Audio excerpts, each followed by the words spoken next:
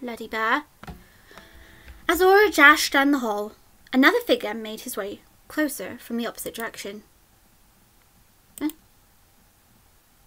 Well, that was rather interesting conversation. Forcing a grin didn't hide the genuine concern from Dion's expression. Saul flinched and twisted to face him. Saul attempted to hide his feelings behind a small smile. How long were you standing there, brother? Who knows? Silence drifted between them for a moment. Dion sighed.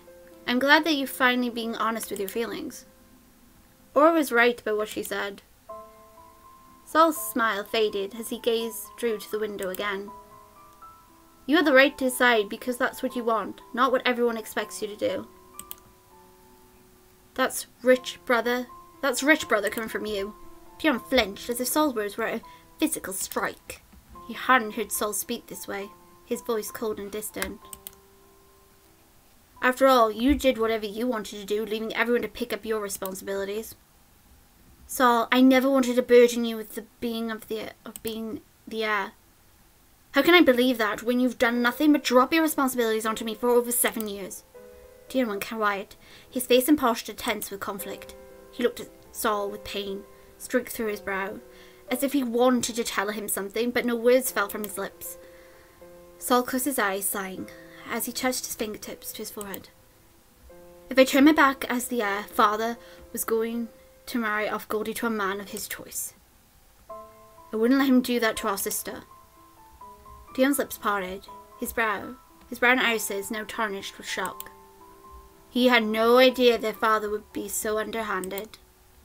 Shame and anger flashed over Dion's cheeks before he hedged his response. Saul, our father wouldn't go through with that plan.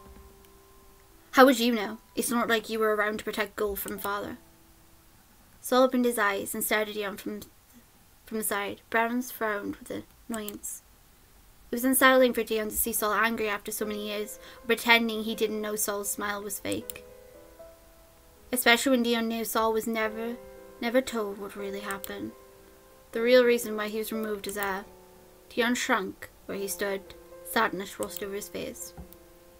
Why didn't you talk to me, Saul? Because I can't trust that my older brother would be there when I need him. Dion looked up at Saul, pressing his lips together.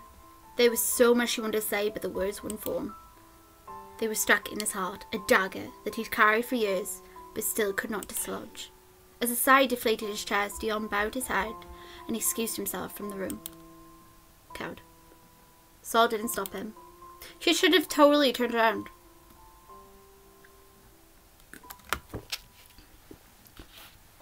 Ever since that day, Saul and Dion hadn't said a word to each other. Saul threw his attention into work and Dion disappeared for hours on end. Occasionally they would show up for dinner at the same time, but neither said a word. It made the room very uncomfortable, the silence only broke by a silver cutlery clinking upon dishes. I couldn't help but wonder what had happened between them after I hastily left that day. And then there's the curse that's yet to be broken. I'm so confused. There are too many things to think about. I sighed, flopping down onto my bed. The sheets gave a loud poof before settling into a pile of wrinkles around me. It was tiring with all of these complications, yet not a single idea makes things simple again. I should sleep.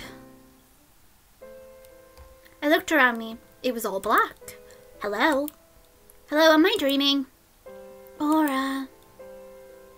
Spinning around, I noticed a tall, beautiful woman that hadn't been there only seconds before. Her long golden hair shimmered with light and her hazel eyes sparkled. She looked young, but I could tell she was many, many years old. Her body was covered by a red cloth and her old clothes, which didn't suit her beauty at all.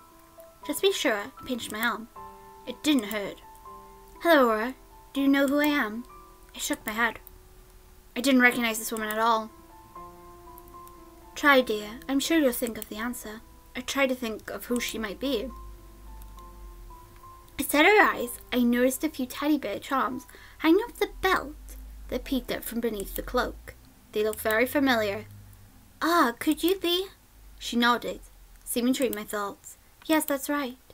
I'm the Toymaker that came to the deluxe mansion 7 years ago. I apologize for seeming rude, I'm just not sure why you're here in my dream. The Toymaker giggled, her face gentle with understanding. Somehow she wasn't as evil as I would have imagined. I came because I wanted to speak to you about the curse. I'm sure you've heard the story of why I cursed this place. You wanted to punish Lord Deluxe for his cruelty. Yes. He was a very cruel man, even to his own flesh and blood. I know because I've been watching them before. I even came that day. Deluxe, the Lord Deluxe had such amazing children, each special in their own way, and yet he chose to bind their wings instead of letting them fly. The middle child has so much imagination and creativity in him. It shines so brightly in his eyes when he smiles.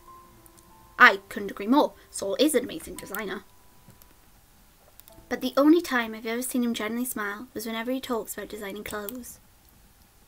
I hope that losing his status and having all those important things to him reduced to the childhood toys would teach him to appreciate what he had. I pressed my lips together as she sighed. Her pretty features crinkled with disappointment. Sadly, I was wrong. Can you tell me why Goldie didn't change back like everybody else? How can the curse be broken? I was worried Lord Deluxe might not have a change of heart, so I created a second key with Goldie's heart. What? The Toymaker pointed at my chest. It felt a strange warmth, like a small heartbeat against mine. Surprised, I reached into my shirt and pulled out the locket my mother gave me so long ago. My locket? The locket used to belong to Goldilocks. She gave it to your mother as a gift. Your mother was a very kind woman. I didn't curse her like the others. Instead, I sent her home with Goldie's heart in the locket. I erased all of her memories of working for the Deluxe, leaving only a message that it must be returned to someone someday. Wait, Goldie's heart is in my locket? I quickly took it off and held it in my hands. Within my palm, I felt the same warm heartbeat. I was supposedly to send your mother back when the Deluxe died, but Rue, she wasn't in very good health at the time. My heart ached upon remembering how my once healthy and cheerful mother was plagued by a terrible illness over a year ago. I'm sorry for what happened to Rue. I remember Mother used to tell me stories about how much she loved her previous work. That she wished she could introduce me to the wonderful children she cooked for. I never knew she was working for the Deluxe family, but now that I do, I'll definitely find a way to save them. So please tell me how to break the curse. Aura, this is why I came to you. Something has happened with the curse. I looked away from my locket instead as the Toymaker, confused. Her pretty features were full of concern. What do you mean? The curse was supposed to break if the locket came within the same room as Goldie, as you noticed everybody else turned back. However, the Toymaker tipped her head at my hands. Look at your locket. What do you see? I hesitated, not sure what she expected to see. But I did look, as she asked. Oh, it has more rust on it. Yes, you see, Aura? Gold is a pure metal. Weaving a slender hand in the shape of a symbol, the Toymaker created a faint image of gold. I only knew it was her because I've seen a picture of her in my room. That locket is made of pure gold. It might have tarnished over time, but it should not have rust. Gold gave me a bright smile before fading away. I held the locket close to my chest. So then, what could have caused it? There's a distressed heart who wishes the curse to remain. Its emotional turmoil got tangled in my magic, and it seems the locket was affected. And like the heart, until that heart is healed, the rust on the locket will not clear, and it will remain sealed. The first one I thought of was Soul. Why would he make such a wish that when he longs to see his sister again? Yet I was sure the heart in distress was Soul's. I couldn't prove it, but that's what I felt inside. Gently I held my locket out again. I gazed at the dark rust clinging to what must have been a pretty golden locket once upon a time. The longer I looked at it, the more certain I became. So if I can clear the rust from the locket, I can break the curse? Yes, Aura, if you're able to change the person's wishes, the rust should disappear. I nodded with a determined smile on my face. Sweeping away the locket back around my neck, I thanked the Toymaker for her help. A piece of advice to consider, Aura Nail. I paused, both curious and concerned about what she was about to say. It isn't always about cutting the chains of the past. They could lead you to the answers you've been searching for.